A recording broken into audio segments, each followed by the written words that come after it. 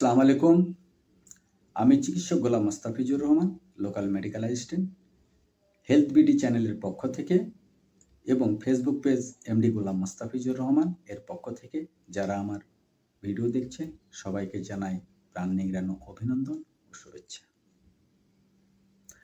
আজকের যে আলোচনাটা আমি করব সে আলোচনার মধ্যে থাকবে মাথারই একটি রোগ অর্থাৎ প্যারালাইসিসের একটি অংশ, যেটার নাম হচ্ছে মনোপ্লেজিয়া।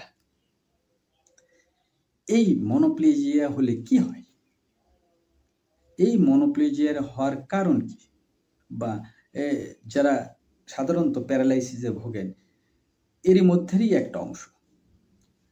এই মনোপ্লেজিয়া রোগ যখন হয় তখন এক হাত এক পা অবশ হয়ে যায়।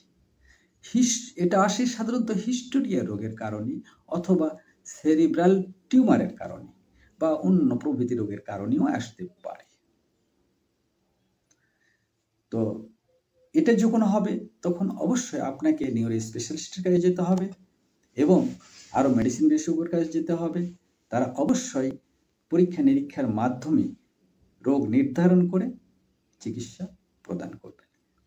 আমার ভিডিওটি যদি ভালো লাগে অবশ্যই আপনারা লাইক দিবেন, সাবস্ক্রাইব করবেন এবং কমেন্ট বক্সে যদি কোনো প্রশ্ন থাকে অবশ্যই লিখবেন এবং আমার ভিডিওটি শেয়ার দিয়ে অপরকে দেখার মতো সুযোগ করে দিবেন।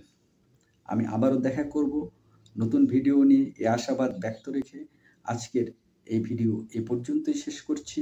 যারা আমার ভিডিও দেখলেন সবাইকে জানাই আবারও অভিনন্দন, শুভেচ্ছা। ভালো থাকুন, সুস্থ থাকুন এবং দীর্ঘায়ু কামনা করি। আসসালামু আলাইকুম, আল্লাহ হাফিজ।